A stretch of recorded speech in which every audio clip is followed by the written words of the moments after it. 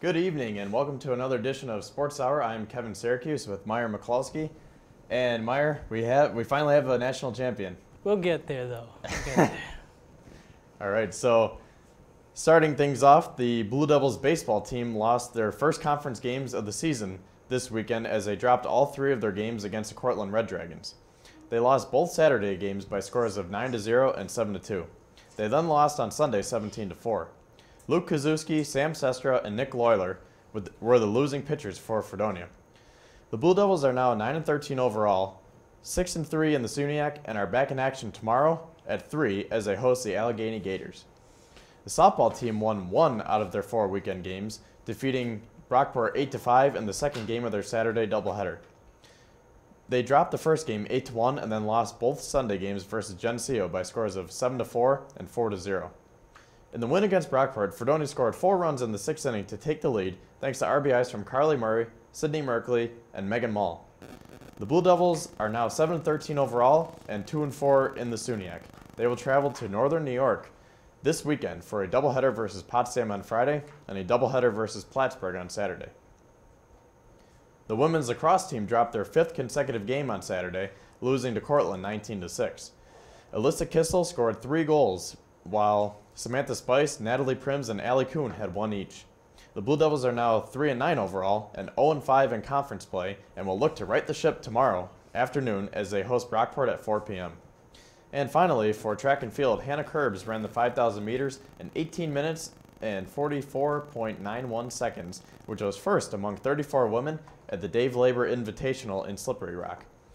Cassie Seraphin won the triple jump with a measurement of 10.93 meters. Many personal bests were set between the men's and the women's teams on Saturday. The teams will next take part in the Westminster Invitational in Westminster, Pennsylvania this Saturday. All right, so that'll do it for our college sports. And Meyer, for the national college sports. Before we talk about the national championship, we have to talk about how those teams got there.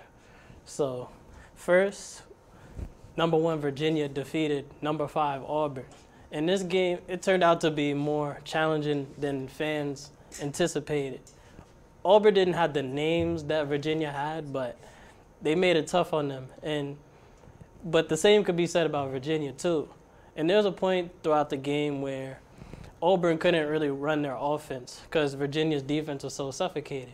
And it forced Auburn to make isolation plays rather than move the ball around. Towards the end of the game,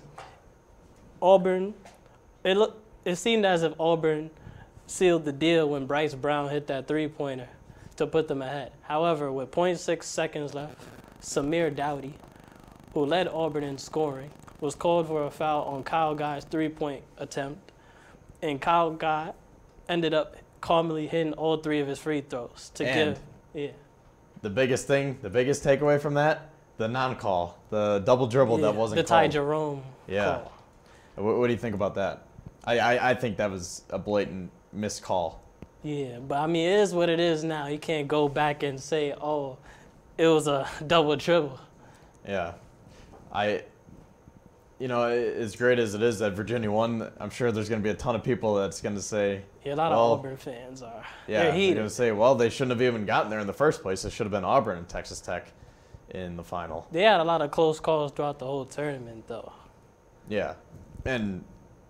But aside from that, Kyle Guy, I mean, what an awesome job to step up to the line in the biggest moment of his life and calmly knock down 3 free throws, nothing but net. He's finally looking like the McDonald's All-American that they recruited in 2016. So the next game we're going to go over was Texas Tech versus Michigan State. Despite their best player, Jarrett Culver, being held to only 10 points on 3 for 12 shooting, Texas Tech still managed to control the tempo of the game. Matt Mooney was able to pick up the slack by recording 22 points on an efficient 8 of 16 shooting. On the flip side, Texas Tech's defense was able to slow down Michigan State guard Cassius Winston, who was held to 16 points on 4 for 16 shooting, as well as forcing him to 4 turnovers. Despite Culver struggling throughout the game, he made the most important shot from the top of the key with under a minute to go to put the nail in the coffin.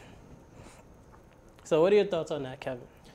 Well, I think this game is kind of reflective of how Texas Tech plays. I mean, it was just 23-21 at the half, and then Texas Tech outscored Michigan State 38-30 in the second half to win by 10. And I think that's very symbolic of this Red Raiders team because when they played UB, they were the third nationally ranked team, or excuse me, they were ranked third in the nation in defense. In defense, yeah. And watching that UB game, I could tell why. And I thought that that UB game was kind of a fluke, and that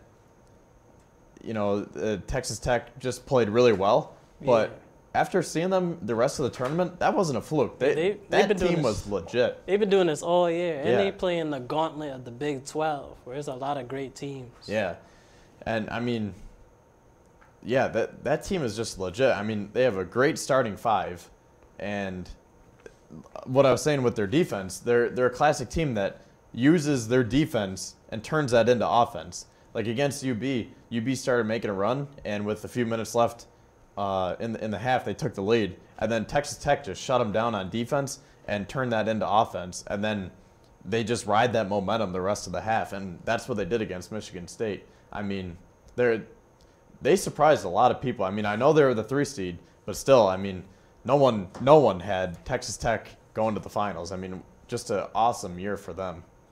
And I mean, I'm sure a lot of people didn't even know about Jarrett Culver, but he's probably top 10, maybe even top 5 pick now. He reminds me a little bit of Josh Richardson because he's versatile offensively, but like he doesn't do one thing great, but he does a lot of things well, and he's a good defender. Yeah, and he's tall and lanky too, which is going to be great for the NBA. And then, I mean, guys like Moretti, Mooney, Francis, Odiasi, all these guys that you never heard of, but they really stepped up. And, Moretti and Mooney too. Yeah, they had some big Moretti, shots. what another clutch shooter, I believe he was shooting 92% from the free throw line, and good for second in the nation. I mean, that's just incredible. Wow. But I mean, I think this Texas Tech team is like I said, they're legit, and I think they're here to stay for a few years. As now, with Culver most likely going to the NBA, and a couple other guys leaving, I think they'll still have enough returning talent. Plus, that'll only increase their stock when it comes to recruiting, and they're just going to keep building up that program now. All right, now let's talk about the national championship game. Virginia wins their first ever national championship, 1 year after being the first #1 seed to lose to a 16 seed. Former McDonald's All-American Kyle Guy was named the most outstanding player, and rightfully so.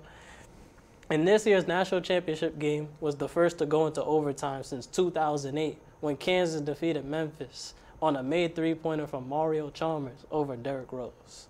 Virginia was led by DeAndre Hunter, who scored 27 points on 8 of 16 shooting, and Kyle Guy on 24 points on 8 of 15 shooting.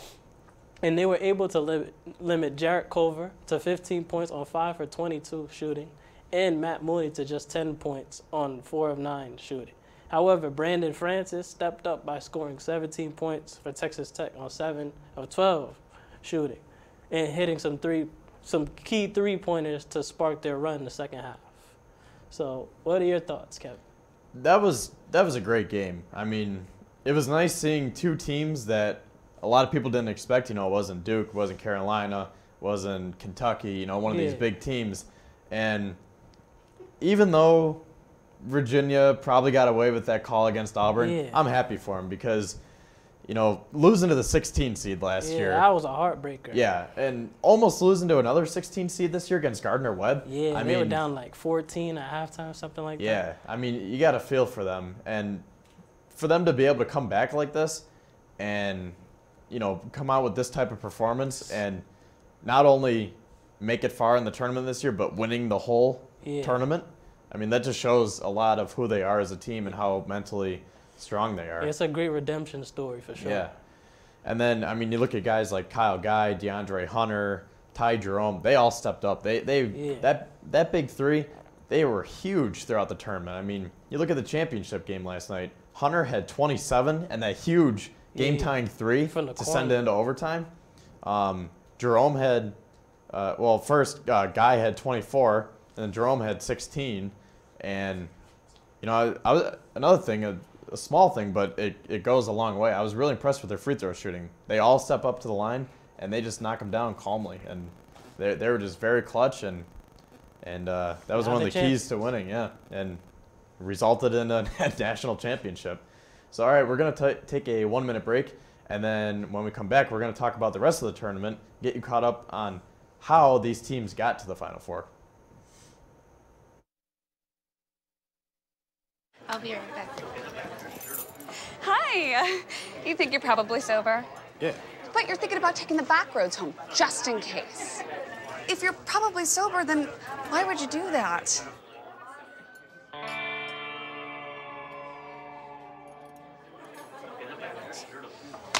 Good choice. Probably okay isn't okay. If you see a warning sign, stop and call a cab, a car, or a friend. That's a full glass of wine. I'll be chatting you later. There are 16 million children struggling with hunger in America. That's 1 in 5 daughters, sons, neighbors, and classmates who don't know where their next meal is coming from. Yet billions of pounds of good food go to waste every year. It's time we do something about it. Feeding America is a nationwide network of food banks that helps provide meals to millions of kids and families in need. Visit feedingamerica.org to help them feed even more. Together, we can solve hunger. Together, we're feeding America. All right, welcome back. So our last show was 2 weeks ago, and that was in the Sweet 16. So, Meyer, you want to get our viewers caught up with how these teams got to the Final Four, and then how...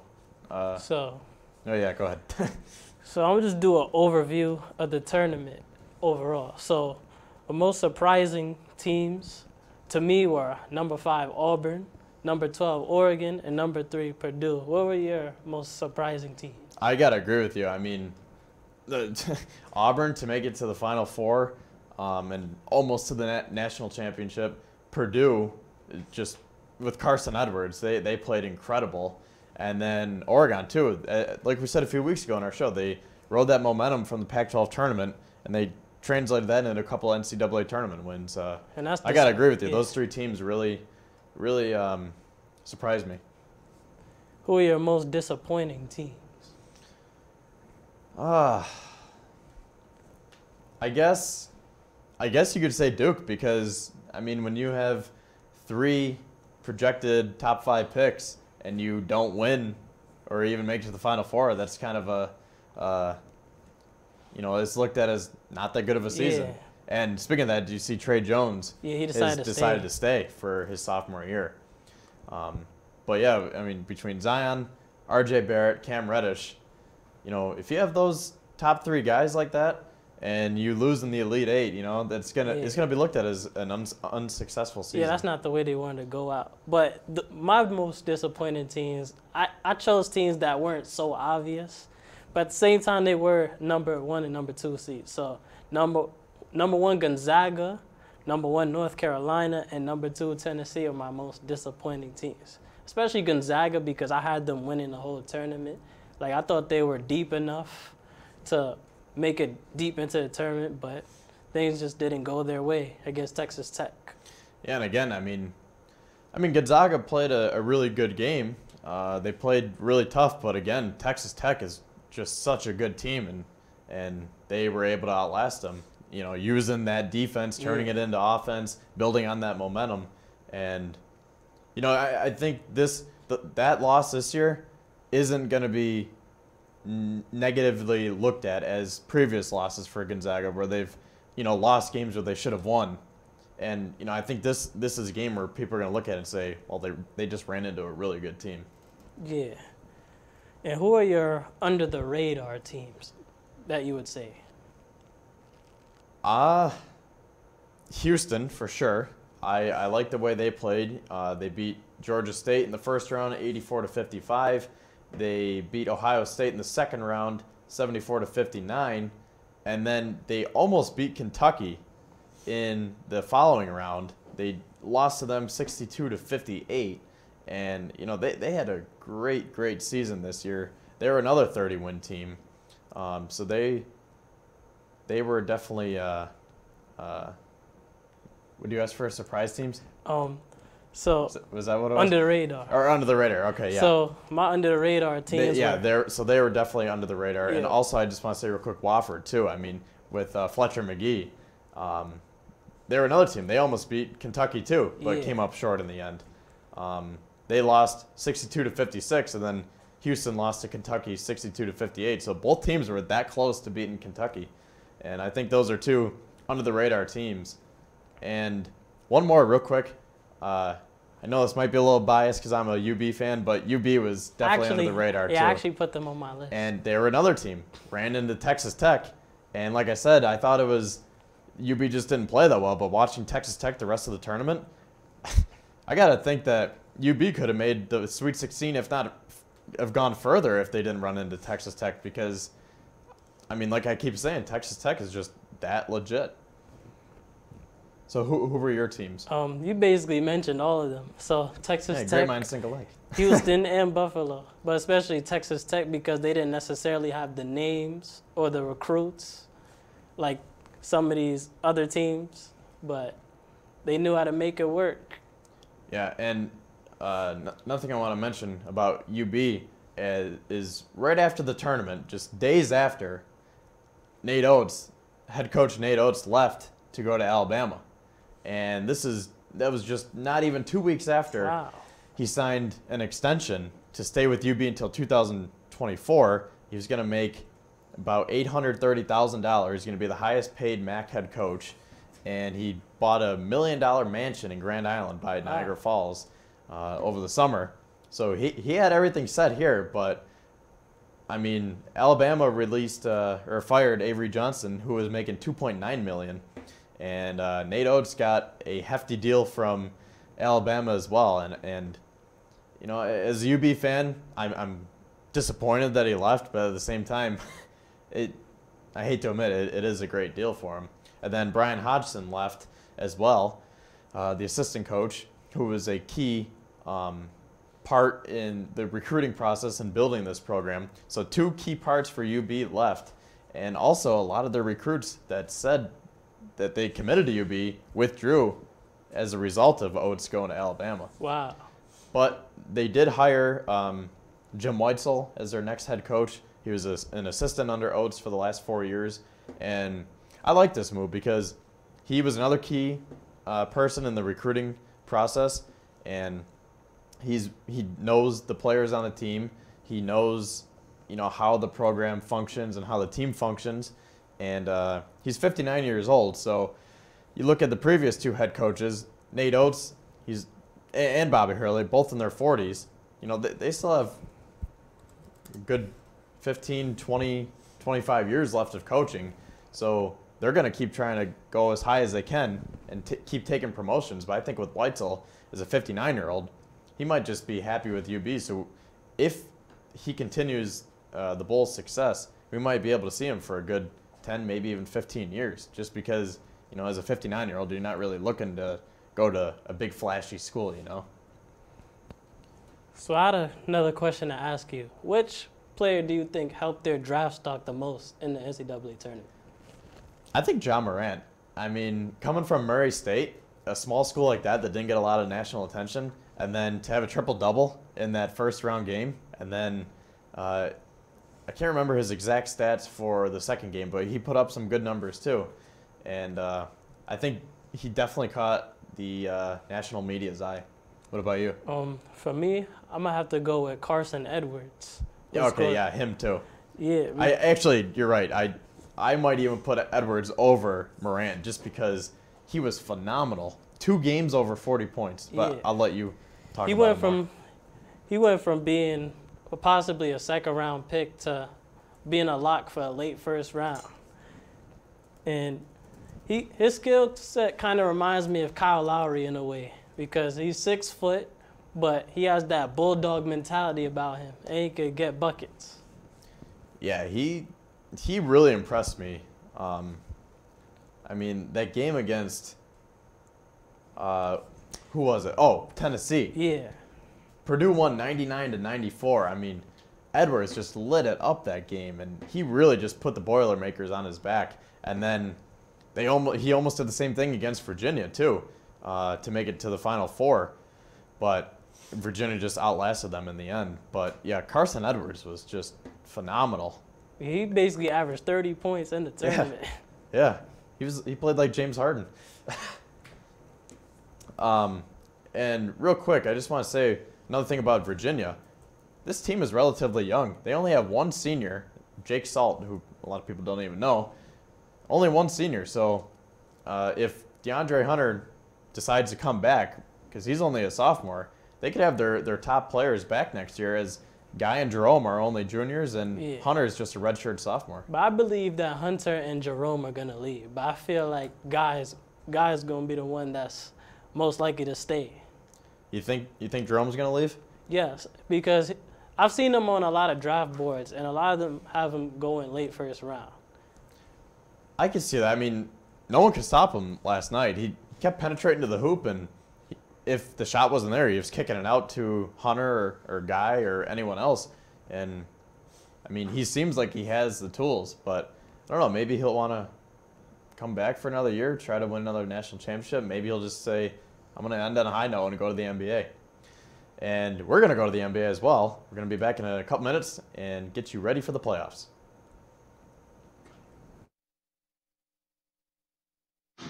Most party fouls are pretty dumb. But if you decide to drink and drive underage, you could lose your license and your freedom. Underage drinking and driving, the ultimate party foul. You've messed up your son's haircut. Do you try to fix it? Work with what you've got? Or show solidarity? Thank you, babe. You don't have to be perfect to be a perfect parent. Thousands of teens in foster care will love you just the same. This year, patriotism shouldn't just be about pride of country. It should be about love. Remember that to love America is to love all Americans, because love has no labels.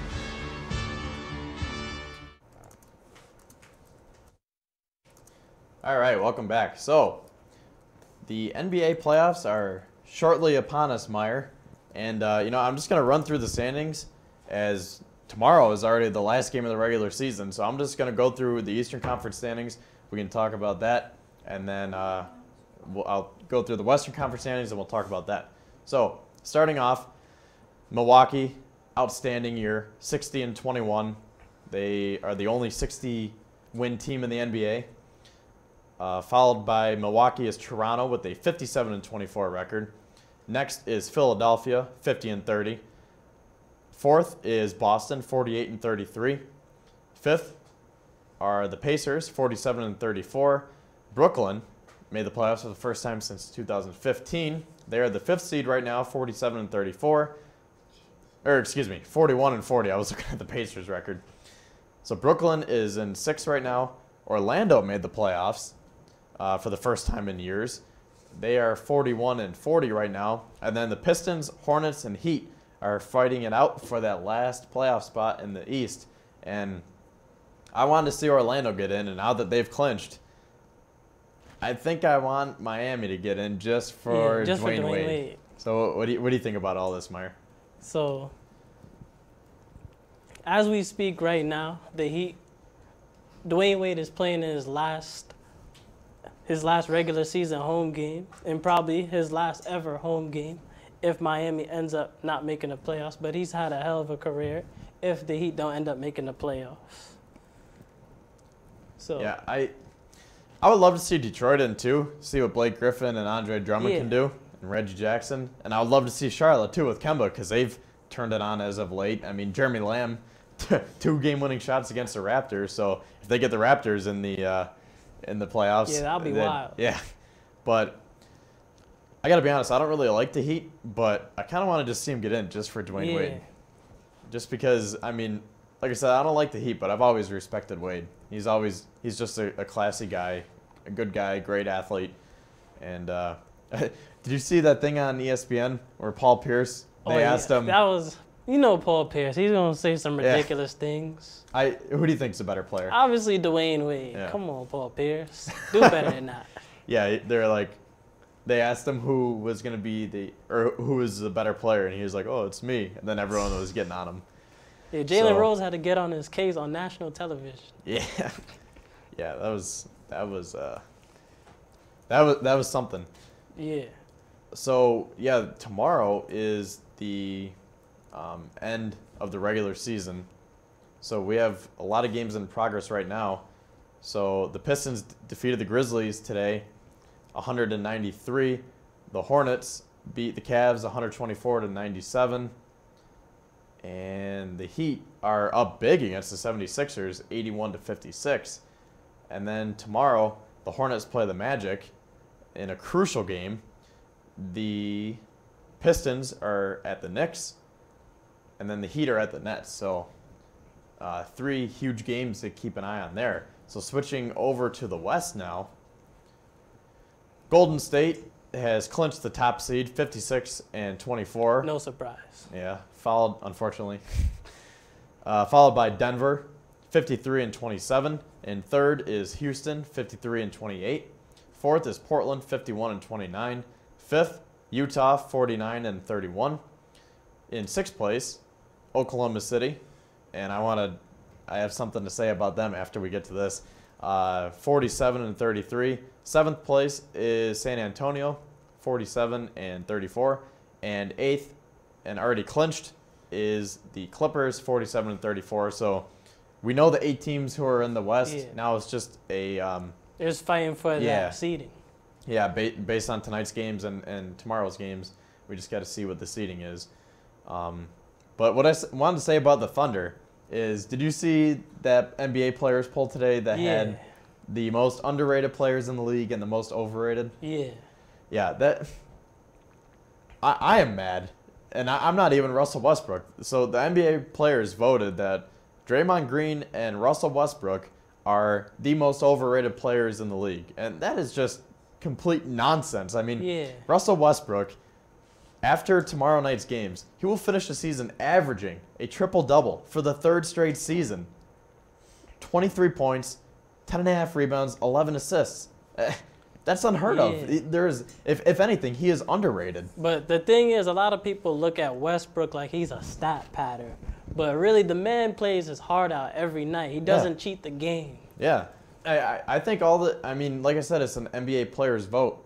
So I think they just got to be jealous haters or something, you know? Because, like I said, if anything, Russell Westbrook is not one of the most underrated, but he is underrated because when you think of the top players in the game, LeBron, Durant, Harden, Giannis.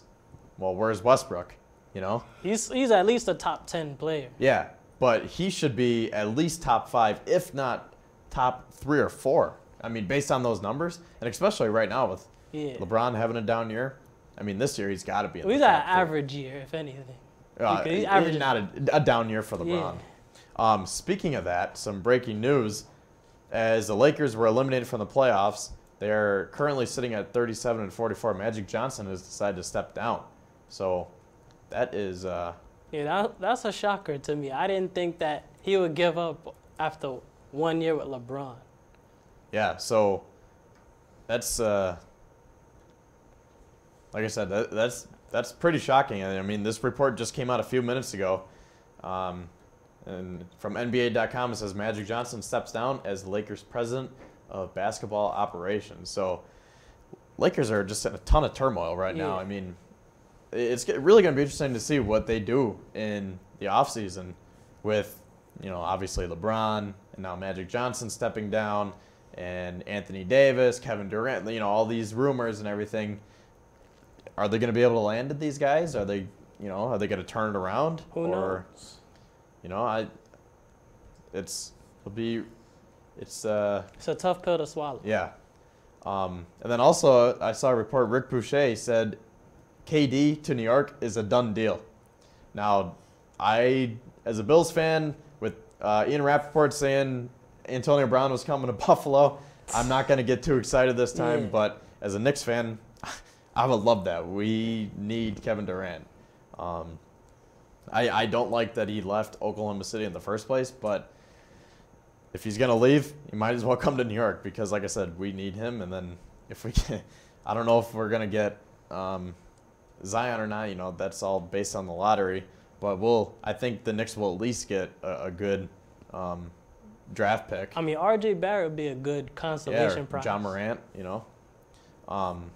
And then there's rumors too that Kyrie is you know, wanting to come. I don't believe that though.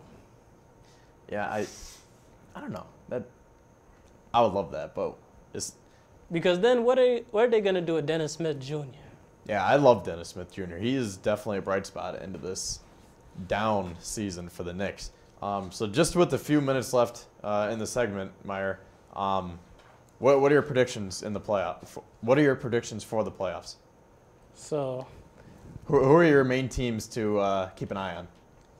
The Toronto Raptors and the Golden State Warriors. You think that's going to be the final? Yes. Yeah. Okay. A lot of people would say Boston because they're talent, but I don't think they have it this year. They're going to have to prove me wrong. I think Milwaukee really has it this year. I mean, Giannis, Eric Bledsoe, and then George Hill is his backup, Chris Middleton. Who am I forgetting? I'm blanking. Oh, Mirotic. But I think he's injured for a few weeks. Yeah. Brook Lopez, that's the other one. I mean, Milwaukee is just having an outstanding year, and I don't see them losing. I think they continue the success into the playoffs. It depends on who they run into, though. Yeah.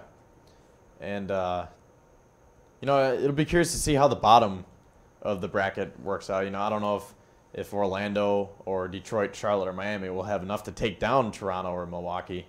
But, you know, we've seen Toronto blow it in the past. And then real quick in the West, I don't know. I like all these teams. All these teams are great. So I think it's still the Warriors for me right now just because of their record and what they've done as of late and in previous years. But so you like the Warriors too in the West? Yeah. Yeah. I don't see a reason why they lose. Yeah. So as of now, I'm saying Golden State, Milwaukee in the final. So I don't know. I mean, I like Milwaukee. As you know, the Knicks aren't in the playoffs obviously, so they're my team. Milwaukee and Toronto from the East. And like I said, in the West, I like all these teams. Denver with Jokic. I love watching Harden. The Jazz, Damian Lillard with the Trailblazers. You know, it's so many good teams. It just be fun to watch in the next couple of weeks here. So with that, thank you for joining us, Meyer. And we're going to have a new guest in a couple minutes, and we're going to talk some NHL. So stay tuned for that.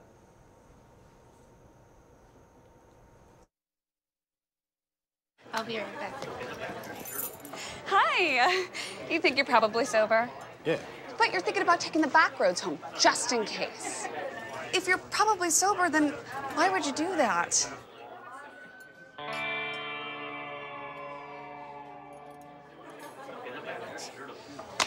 Good choice.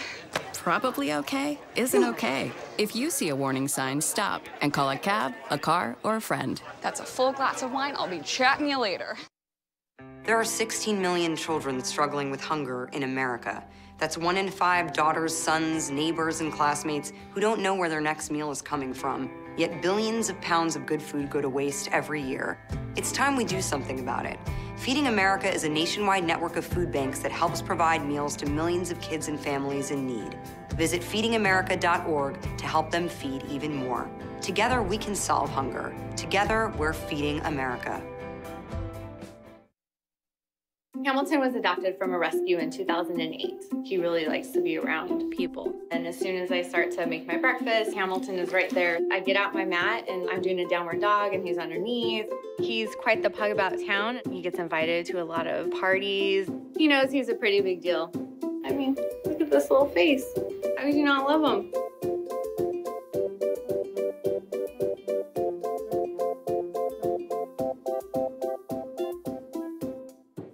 It's me, Artie. Come see what I collected adapted from the creative galaxy in my idea box. Transform your world. Will you help me make art? Before you throw it away, Hey, I have an idea. think outside the box. Go be amazing! Give your cardboard box another life. Recycle.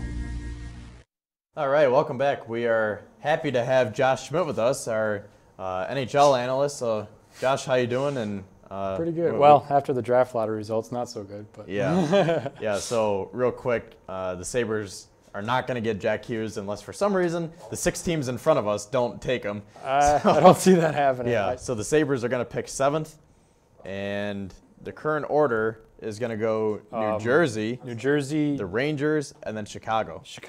I don't understand. Chicago moved up 12. That's why I don't like the lottery. Chicago moved up, I think, 9 spots. That doesn't make sense to me. Yeah. So the Sabres had a worse record than Chicago, but they're picking 4 spots behind them. But yeah, that's the lottery for you. It doesn't make sense to me. So, and another thing, real quick, before we get into the standings and the playoffs. What do you think about the end of the Sabres season? You know, I mean, it's disappointing. It's what usually happens to us.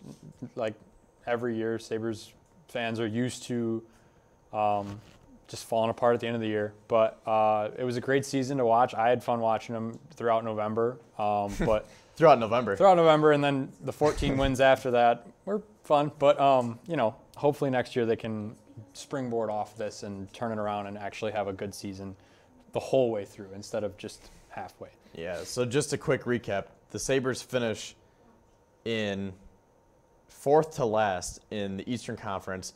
33 wins, 39 losses, 10 overtime losses, 76 points. They did finish winning back-to-back games for the first time since December. Right. But a lot of good that's going to do when they've been eliminated from the playoffs for 8 straight years. Yeah, that actually hurt. In all honesty, that hurt their draft lottery chances. They moved down a spot actually. Detroit got closer to that first round pick, or first overall pick. So I don't know where Detroit ended up, but if we would have not won those 2 games, we'd be in Detroit's position right now, and I feel like it'd be better than 7th. Yeah, yeah.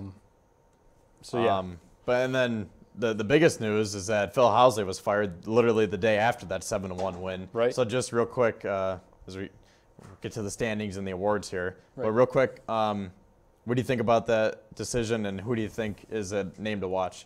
I think it's a good move by the Sabres. You know, it's tough because they've gone through, I think it's 5 coaches now since Lindy Ruff's been fired, and I don't think they're giving these guys enough time to really develop their team. They're giving them 2 years tops, and then they're getting fired.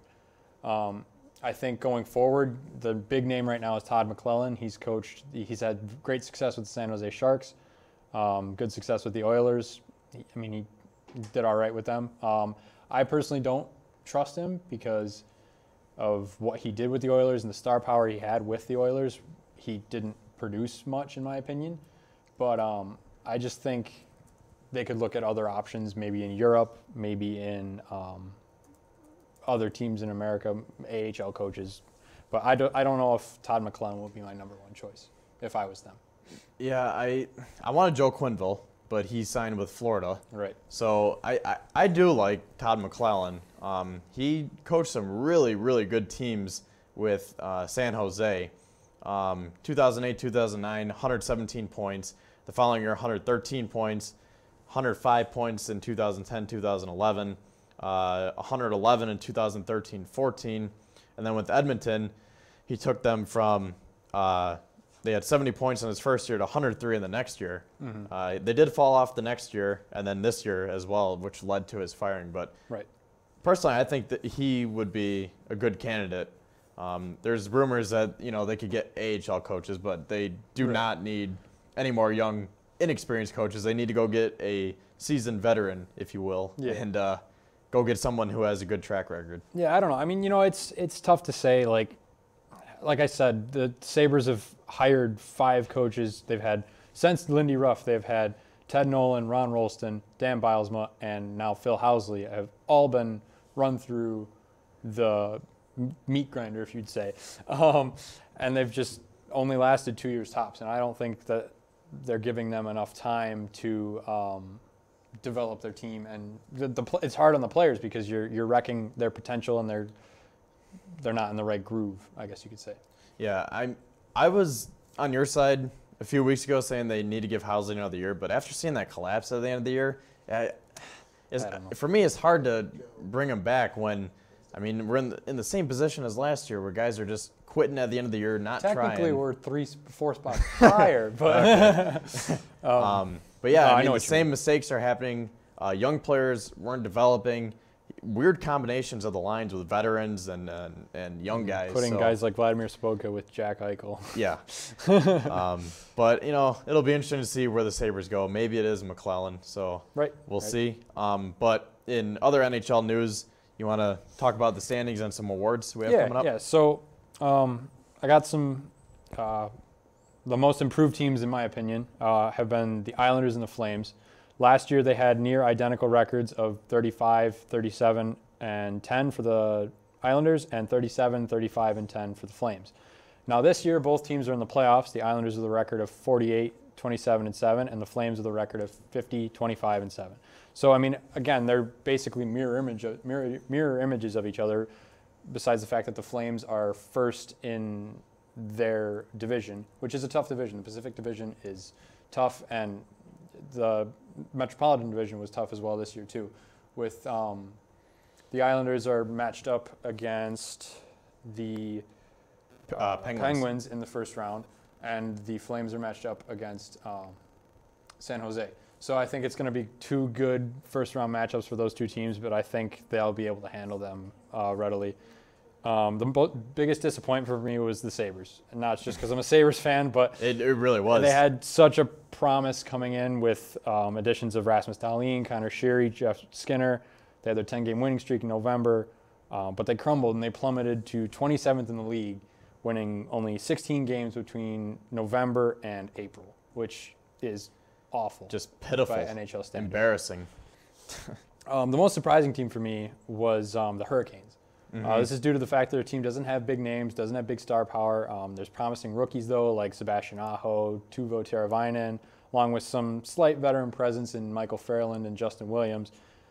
They surprised me with their burst into the playoff scene for the first time in 10 years. So that's great for them, great for their fans. I hope the Sabres can do something like that next year and end their drought. Yeah, I got to agree with you on all these. You know, Islanders and Flames had great years, especially the Islanders. I mean, you lose a guy like John Tavares, right, and then you just come roaring back. And then when they had Robin Leonard, we knew his mishaps from being in Buffalo. Right, but that's great. He's having a great year. What's great about Robin Leonard is he had many issues with drugs, alcohol, suicidal tendencies, and it's great. It's great to see him turn it around like that. And it's too bad he couldn't do it here in Buffalo, but I like to see somebody improve their career like that. Like, that's awesome to see.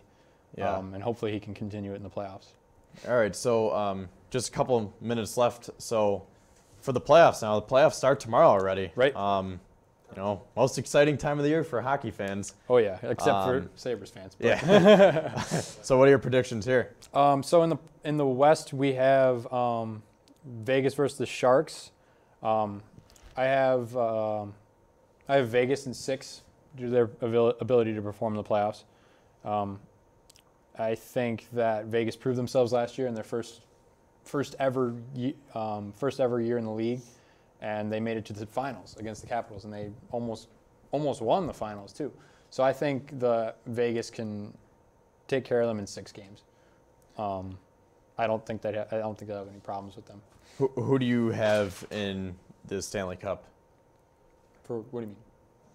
Like, the Stanley Cup. Like, who do you think are who do you think are going to be in the Western Conference Finals? Oh, okay. And the Eastern Conference Finals, and who do you have in the Stanley Cup? In the finals, I would have in the West. I would have the Predators versus the Jets. I think the Predators and the Jets are both very, very good teams this year. The Predators are very experienced in the playoffs, and they have been good for the past 3 or 4 years. The Jets have really turned it on this year. They have guys like Kyle Connor and Patrick Laine. And then in the East, I would have most likely the Lightning and the Hurricanes. Hurricanes? The Hurricanes, yeah. Really? I'm going with the Storm Surge all the way. And real quick, what's your prediction for the Stanley Cup? I have Tampa in the East, San Jose in the West, Tampa winning it all. Tampa's just tremendous this year. So who do you have? I have Tampa versus the Preds, and I have the Preds winning. All right, well, we'll see. Tomorrow night is the start of the NHL playoffs. Unfortunately, the Sabres aren't in for the 8th straight year, but it'll still be good to watch. So thanks for joining us, Josh. Thanks and for having me. Crescenzo will be on next as baseball. We are underway.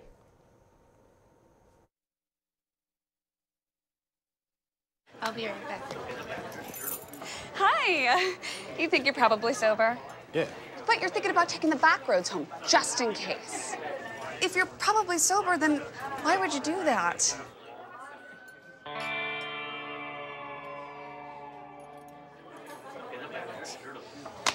Good choice.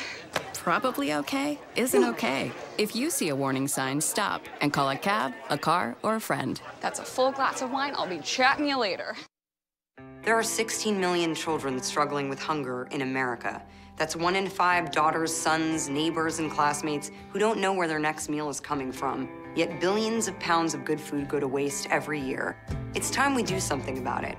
Feeding America is a nationwide network of food banks that helps provide meals to millions of kids and families in need. Visit feedingamerica.org to help them feed even more.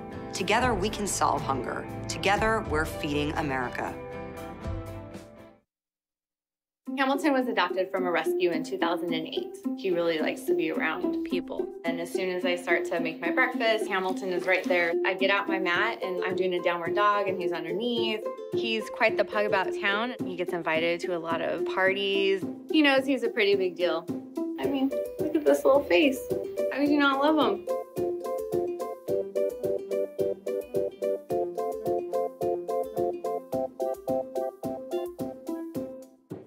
It's me, Artie. Come see what I collected from the Creative Galaxy in my idea box. Transform your world. Will you help me make art?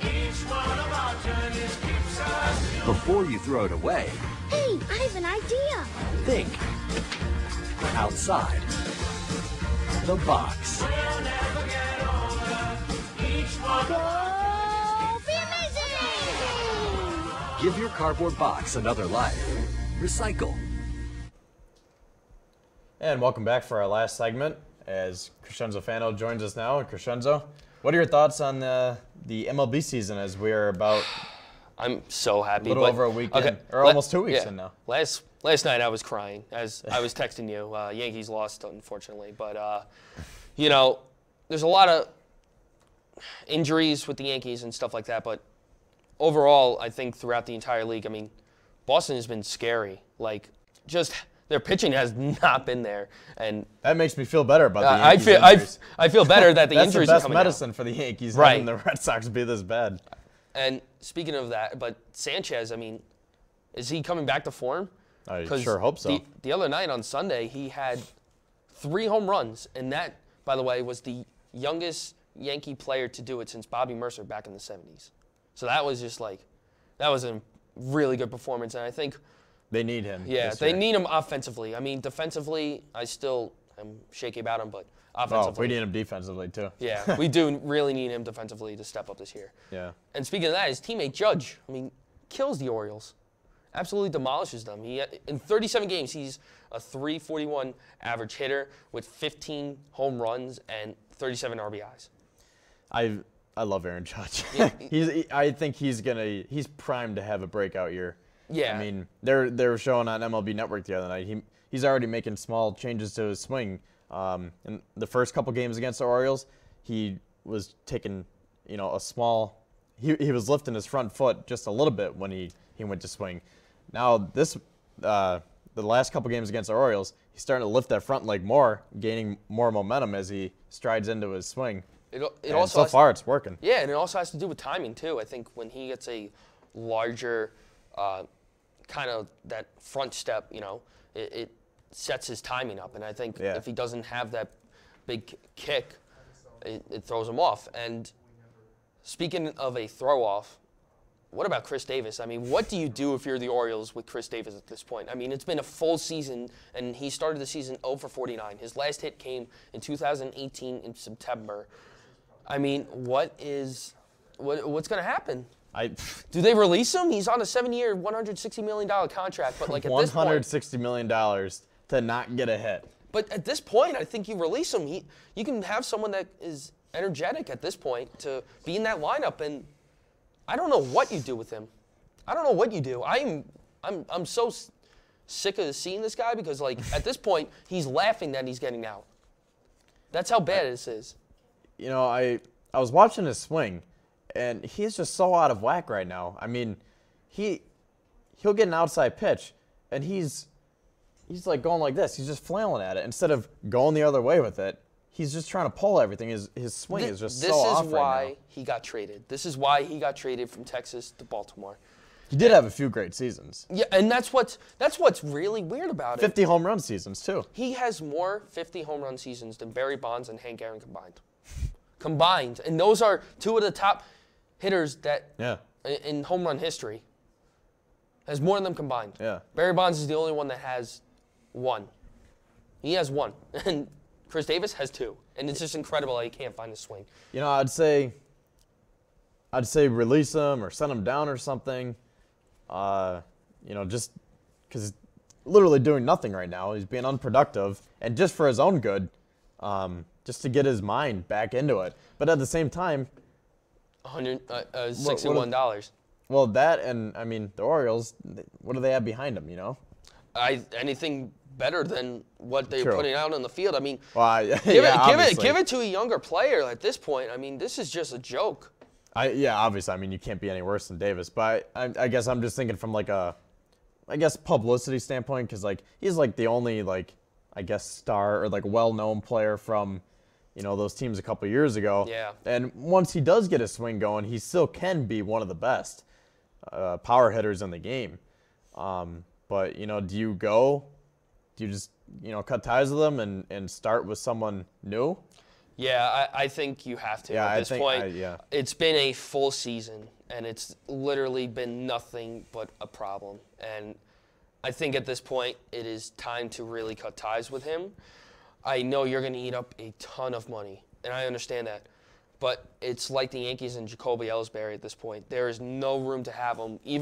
And I understand we have a ton of injuries, and that's probably the only saving grace that why Jacoby Ellsbury is still on the Yankees roster. Because if none of those injuries were to happen, he would be in the AAA I forget he's system. still on the Yankees. Exactly. That is the biggest robbery. Chris Davis might be the biggest robbery, but I don't know what you do with him. I don't know. And then I don't know. Sticking in the, I almost said AFC East. I was thinking of the Bills. In the AL East, Tampa 9-3. Yeah. Where did that come from? In the power rankings, we're gonna get right into it. I did the top 5 teams. Tampa. I mean, I don't know why you're saying where did that come from. This team won 90 games last year. Was in that competitive AL East, and the matter of the fact is that their team ERA is 1.80. I mean, they are an incredible pitching team, and they seem to always find the no-names to pitch. Yeah. I mean, always. So, perfect example, Blake Snell came out of nowhere. He just got a huge extension. Yeah. Cy Young last year, and he's, you know, leading that rotation. Yeah. Charlie Morton, that was a huge pickup for them. Yeah, that's an underrated pickup. The only problem that I have with Tampa is their batting average. They hit .238. And remember a couple of years ago, they had Souza Jr. and they had Carlos Gonzalez, last year, but they don't have that Carlos same... Gomez? Excuse me. Yeah. But they have no power really in their lineup, which is a little bit concerning. Again, they get some underrated pieces, like their first baseman is so underratedly good. But again, if they can find the way to get those pieces going, you'll be able to win. Especially their 90 wins. 90 wins last year. No one even realized. You know, as a Yankees fan, Tampa just bothers me every year because, like, I don't have a reason to hate them. But, like, they're just always good. And, like, you expect them to be bad, and they're always just creeping around. It's like, come on, get out of here, you know? I totally agree. They're like a fly on the wall. You're like, come on, get out of here. I totally agree. I cannot agree with you more. I mean, they are always in it. Yeah. So who do you have in your next Number 4, actually, is the Brew Crew, the Milwaukee Brewers. I mean, Talk about the hottest hitter probably in baseball since the All-Star break of last year, breaking pretty much Barry Bonds' records of like when he was on a run in 2001, you know, when he hit 73 home runs, which is ridiculous. He's on like that type of pace with his average and on-base percentage. As a team, they are made for the long ball. 55 home runs, but hit 258. Again, it's consistency.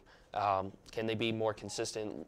You know, the Yankees came in at number 6, by the way, but their problem is consistency. The Brewers are a little bit better in regards to consistency and not relying so much on the long ball, but their team ERA this year needs to go down there at 4.56 as a team. And I think their pitching is a little bit in desperation mode. I think they need another star pitcher. I can't really tell you who their ace is, and that's kind of a big issue. Just because with a team like that, they need to have some sort of ace. Yeah, I think the Brewers have what it takes this year. I think one of the most underrated moves of the offseason was their acquisition or their signing of Yasmani Grandal. Yeah. Because last year they platooned their 2 catchers. I'm blanking on their names. Oh, I can't remember the names too. I remember them though. Yeah, they platooned 2 catchers. I got to look it up or else it's going to bother me.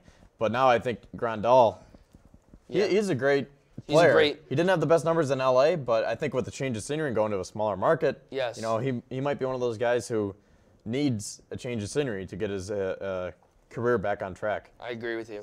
When you look that up, I'm going to talk about the number 3 team. Yeah, go ahead. The Astros. Obviously, they won late yesterday during the game, and I was so upset. But they hit 261 an average for a team, and they only have 13 home runs this year. 13. Manny Pina. That's who. Yes, it was for catchers, the Brewers. But all right, go ahead. For the Astros, they only have 13 home runs, so they're not relying on they're the complete opposite of the Yankees and the Brewers that rely so much on the home runs. And to be honest, I wish the Yankees were more like that, because you see them, they'll hit home runs and they'll be, okay, let's just say yesterday's game. They didn't win it because they weren't consistent. And the team ERA is 3.02. Pretty good ERA. If they keep that up, they're always a dangerous team. Yeah. All right, so your next 2, Phillies, and yeah, I won't reveal your number 1 team. So Phillies, they are a scary team, not just because of Harper. Their pitching is as scary as anyone in the league. They're 3.38. And the number 1 team, Dodgers. Hey, real quick, McCutchen, Gene Segura, and JT Realmuto. Great additions. Philly had a great offseason. Yeah, great. And Dodgers. Obviously, the number 1 team, the Dodgers, hitting 296 an average per team. As a team, really high up, but their ERA 4.24. They gotta be more consistent. I gotta ask real quick, where are the Mariners on here? They're 10-2. I don't know. Don't ask me. They didn't break make it your in. list? They didn't make my list. All right, well, maybe they'll come in next week. Having a great year. Ichiro did retire, but they are 10-2, and I'm just happy baseball's back. It's good to see baseball back, and we will be back next week. So thank you for joining us, Crescenzo, and thank you for watching, and we'll be back next Tuesday, same time, same place. Thanks.